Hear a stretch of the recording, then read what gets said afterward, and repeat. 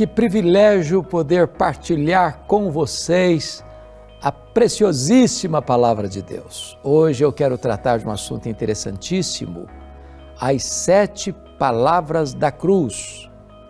E vamos basear esta mensagem em Lucas 23, versos 33 e 34. Vamos ouvir a leitura deste texto. Quando chegaram ao lugar chamado Calvário, ali o crucificaram, bem como os malfeitores, um à direita, outro à esquerda. Contudo, Jesus dizia: Pai, perdoa-lhes, porque não sabem o que fazem. Então, repartindo as vestes dele, lançaram sortes. Jesus Cristo, Filho de Deus, na plenitude dos tempos, veio ao mundo. Nasceu de mulher, nasceu sob a lei.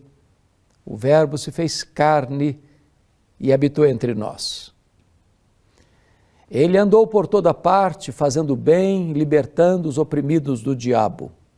Os cegos viram, os surdos ouviram, os mudos falaram, os coxos andaram, os mortos ressuscitaram.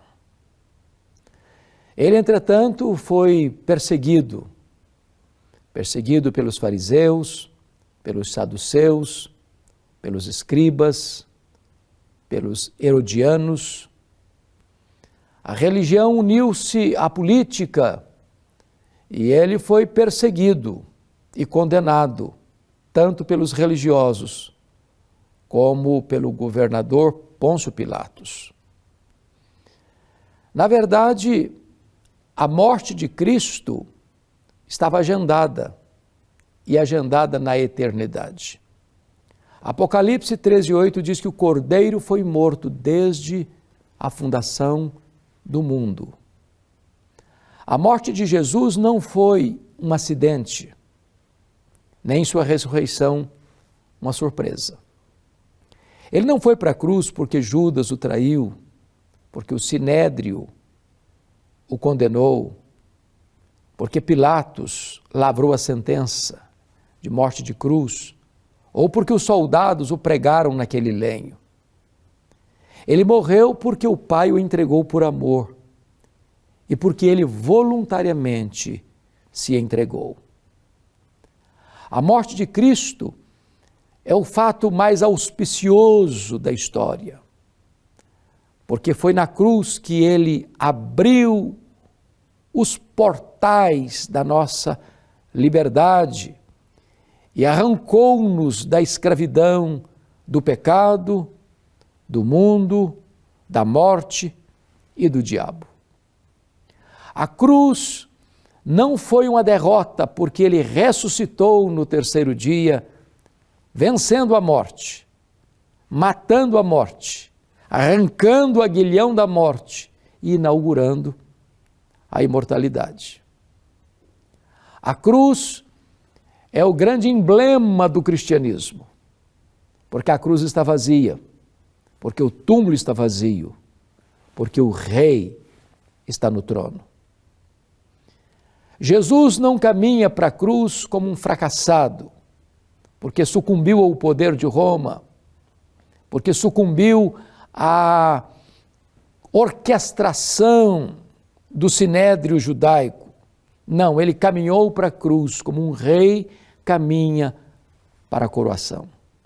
Ele mesmo profetizou que seria entregue nas mãos dos principais sacerdotes, escribas, para ser crucificado, para ressuscitar ao terceiro dia. Então, ele transforma aquele patíbulo de horror num palco para a glória de Deus e num instrumento da nossa salvação. É por isso que Paulo diz: eu não quero saber de outra coisa senão pregar Cristo e este crucificado. Quando Jesus estava na cruz, e ele foi crucificado às 9 horas da manhã, e rendeu o seu espírito às 3 horas da tarde. Ele ficou 6 horas na cruz. Tempo oportuno para ele fazer 7 declarações. Nós chamamos as 7 palavras da cruz. Que palavras foram essas? A primeira palavra é a palavra do perdão. Diz Mateus, o evangelista Mateus, que quando Jesus foi crucificado, tinha um ladrão à sua direita e outro ladrão, um ladrão à sua direita, outro ladrão à sua esquerda. E diz a Escritura que ambos blasfemavam também de Jesus. Porém, um deles, o que estava do lado direito, ouviu uma declaração de Jesus, a primeira palavra de Jesus na cruz. Diante dos soldados cruéis, dos sacerdotes rangendo os dentes, da multidão que olhava aquele que era considerado o Messias, pregado na cruz como um maldito entre dois malfeitores, meneando a cabeça, dizendo: desça da cruz e creremos em ti, zombando de Jesus, escarnecendo de Jesus. E Jesus profere a primeira palavra: Pai, perdoa-lhes, porque não sabem o que fazem. Esta é a palavra do perdão. Jesus não apenas pede ao Pai para perdoar estas pessoas que o crucificaram, mas atenua a culpa delas, dizendo: eles não sabem o que fazem. Oh, que graça maravilhosa! Oh, que amor insondável! Mesmo aqueles que o crucificaram, o Senhor Jesus roga para eles perdão e não condenação. A segunda palavra da cruz é a palavra da salvação. Neste ínterim, aquele que estava do lado direito, tomado de convicção de pecado, repreende o que estava à esquerda, zombando de Jesus, dizendo: nem ao menos temes a Deus, estando nós em igual situação. Nós estamos aqui, na verdade, por nossa culpa, mas este nenhum mal fez.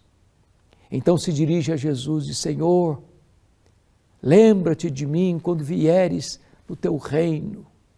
E Jesus responde: em verdade te digo, hoje estarás comigo no paraíso.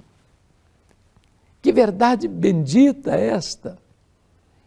Porque Jesus, ali na cruz, era o Senhor, o Rei dos Reis.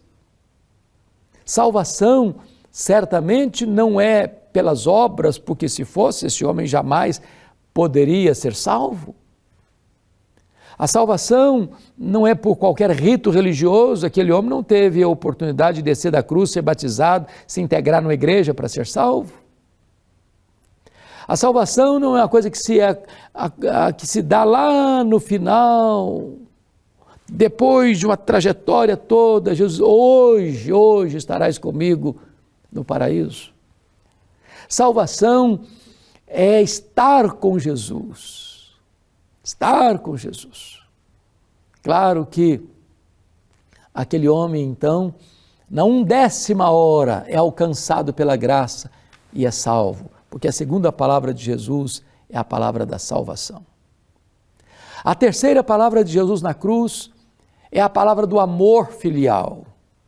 Estava ali ao pé da cruz Maria, sua mãe. Uma espada havia traspassado a sua alma, como falara a ela Simeão, quando Jesus nasceu e foi apresentado ao templo. Imagine o sofrimento, a angústia, a dor daquela mãe. Do lado de Maria estava João, o apóstolo. Diz a Bíblia que os irmãos de Jesus não creram nele, serão depois da ressurreição. Muito provavelmente José, a essas alturas, já tinha morrido. E então, mesmo na cruz, Jesus é quem está no controle da situação. E ele se dirige à sua mãe e disse: mulher, eis aí o teu filho. Se dirige a João e diz: filho, eis aí a tua mãe. E a partir desse momento, João pega Maria para cuidar dela. E os últimos relatos históricos que nós temos é que João, o único apóstolo que não foi martirizado, foi banido para a ilha de Patmos, quando era pastor em Éfeso, e que Maria morou com João na cidade de Éfeso, capital da Ásia Menor. Com isso, Jesus está ensinando a necessidade de cuidar dos pais. Mesmo diante da morte, ele está cuidando da sua mãe, cuidando de Maria, demonstrando o seu amor por ela. Filhos, honrem seus pais, cuidem de seus pais, protejam seus pais, busquem provisão para os seus pais. É isso que Jesus está nos ensinando. Mas a quarta palavra da cruz é a palavra do desespero. Porque diz a Bíblia que ao meio-dia, quando o sol está a pino, houve trevas sobre toda a face da terra. O sol escondeu o rosto de Jesus. A Bíblia diz que naquele momento não havia beleza nele.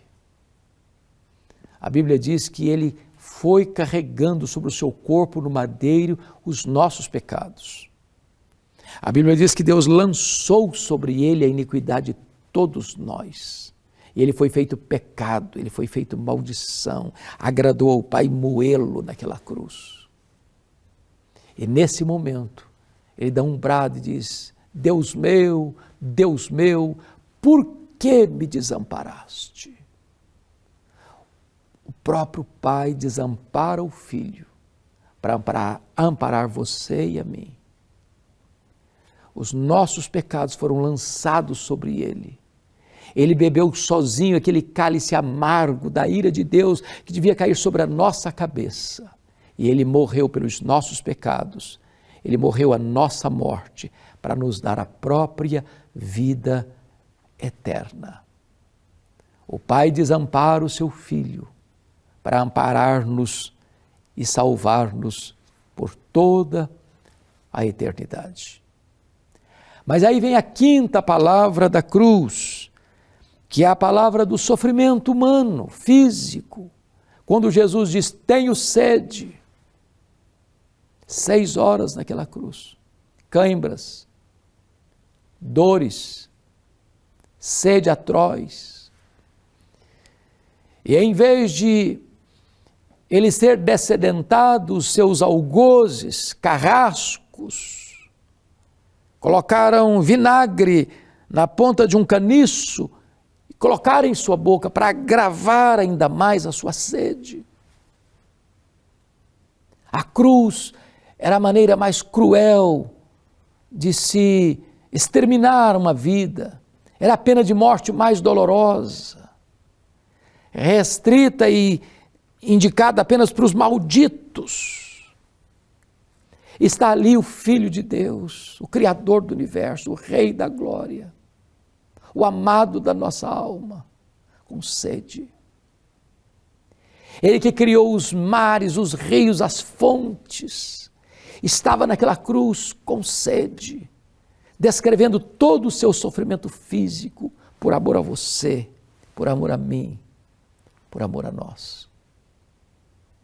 Mas aí vem a sexta palavra da cruz. É a palavra da vitória.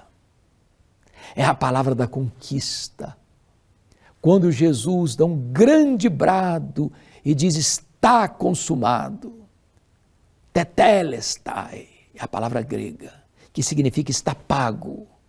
Aquele que crê em mim não deve mais nada. E diz a Bíblia que o véu do templo rasgou-se de alto a baixo, e agora o novo e vivo caminho para Deus está aberto. A reconciliação com Deus é possível por meio de Jesus. E então, vem a sétima palavra da cruz. É a palavra da rendição, quando Jesus diz: Pai, nas tuas mãos eu entrego o meu espírito. E ele reclinou a cabeça e morreu. Morreu pelos nossos pecados, segundo as Escrituras, entregando ao Pai o seu espírito, dizendo: Pai, a missão que tu me deste está concluída. E Jesus transforma aquela cruz no maior palco da glória de Deus, onde ali se manifestou tanto o amor de Deus por você, quanto a justiça de Deus para punir o nosso pecado, não em nós, mas no seu próprio Filho. Como nós vamos reagir a tão grande amor? Como escaparemos nós se negligenciarmos tão grande salvação? Aquele que deu a sua vida por você, hoje pode habitar no seu coração e ser o seu Salvador pessoal. Eu vou orar com você. Deus, eu te peço que tu apliques a tua palavra ao coração de todos aqueles que agora estão nos assistindo, para que se arrependam, para que creiam em Jesus e recebam dele a vida eterna. Oramos assim, em nome de Jesus. Amém.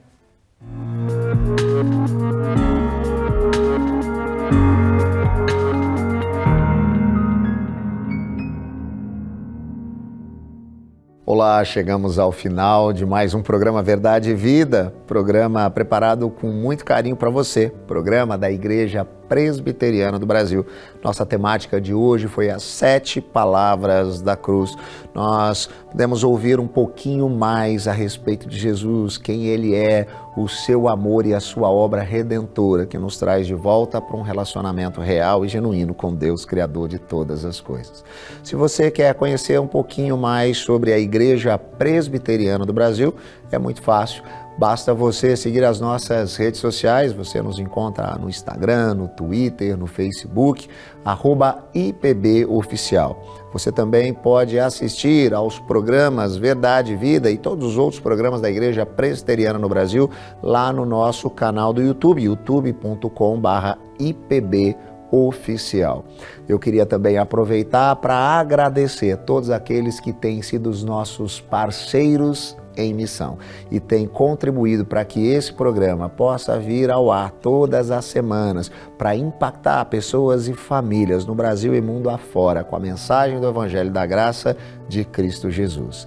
Se você quer conhecer um pouquinho mais sobre o programa e como você também pode ajudar, basta você entrar em contato conosco por meio do nosso WhatsApp, que está aparecendo aqui. O código de área é o 11 947 18 94 50. Na semana que vem estaremos de volta, nesse mesmo horário e nesse mesmo canal.